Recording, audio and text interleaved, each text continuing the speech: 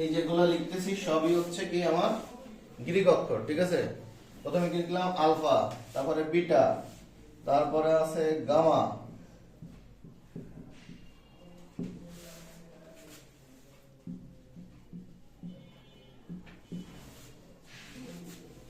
তারপরে থিটা,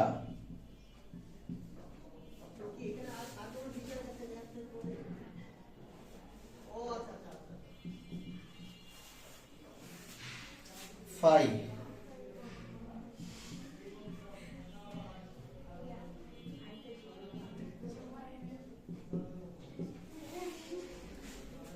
তারপর ওমেগা। সিম্বলটা কিছুটা ডাবলুর মতো আবার হইব না?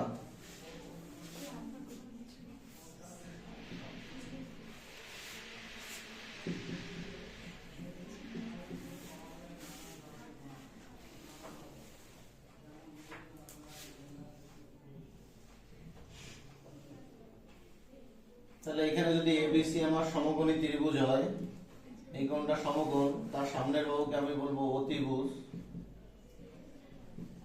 এই সিম্বলগুলা যেখানে থাকবে, এখানে বা এখানে যেখানে থাকবে, নাও থাকতে পারে, যদি থাকে তুমি মনে করবা সেটা ভূমি। মনে করো এখানে আছে থিটা, থিটা বলতে লাইক যে কোনো অ্যাঙ্গেলকে বোঝাবো আমরা, 5 ডিগ্রি 10 ডিগ্রি 50 ডিগ্রি থাকতে পারে, ঠিক আছে।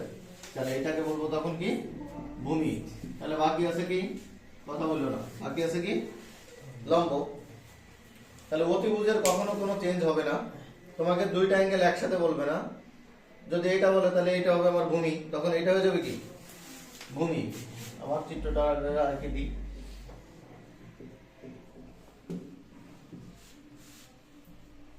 আগেরটা মনে করো এখানে ছিল থিটা, তাহলে এটা ভূমি। এখন বলতেছে এখানে থিটা, তাহলে এটা অতিভুজ, এটা তখন লম্ব হয়ে যাবে, আর এটা ভূমি হয়ে যাবে। বুঝছো কিনা? এইগুলা যা কিছু লিখলাম এগুলা কোণের সিম্বল, এগুলাকে গ্রিক অক্ষর বলা হয়। জাস্ট নামগুলো মনে রাখলে হবে। আমাদের ফিজিক্সে বহুত ব্যবহৃত হয়, এটা ম্যাথেও ব্যবহৃত হয়। ফিজিক্সে সব থেকে বেশি দেখা যাবে এগুলো পাবা। ওকে,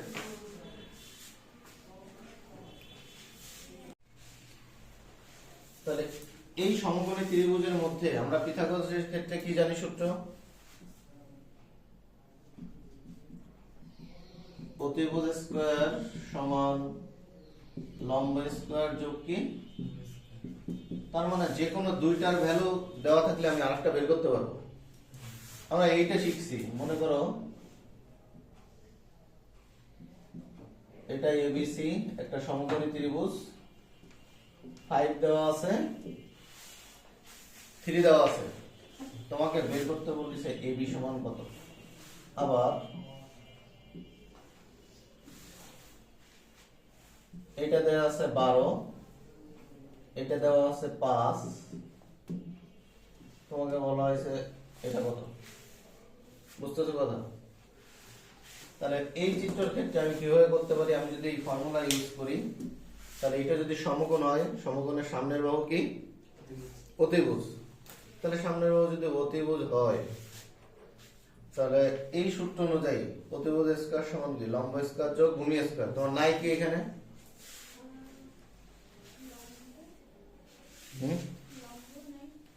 লম্ব নাই, এখানে কি নাই? লম্ব নাই। এই চিত্রের ভিতরে নাই কি? তাহলে অতিভুজ স্কয়ার সমান লম্ব স্কয়ার যোগ কি, তাহলে এটার মান কত 5, মান কত 5। বিসি কত? বিসি হচ্ছে কি আমার ভূমি, তাহলে লম্ব আমার নাই, লম্ব স্কয়ার এটা কত 3 স্কয়ার, তাহলে 25 সমান লম্ব স্কয়ার যোগ 9, তাহলে 25 মাইনাস 9 সমান লম্ব স্কয়ার, তাহলে বিয়োগ করলে কত হচ্ছে 16। তাহলে লম্ব স্কয়ার সমান আমি কি লিখতে পারবো 16, বা লম্ব সমান কি লিখতে পারবো বর্গমূল করবো, তাই না? কত হবে তার মানে এর মানটা কত হবে? বোঝা গেছে? তাহলে এই সূত্র দিয়ে আমরা এই তিনটা কোণের যে কোনো দুইটার ভ্যালু দেওয়া থাকবে আর একটা দেওয়া থাকবে না, আমরা বের করতে পারবো। এটা অবশ্যই লাগবে এবং ত্রিকোণমিতির ক্ষেত্রে এটা খুবই গুরুত্বপূর্ণ। এখন আমরা বিভিন্ন বাহুকে কি বলি আমরা সেগুলো শিখবো।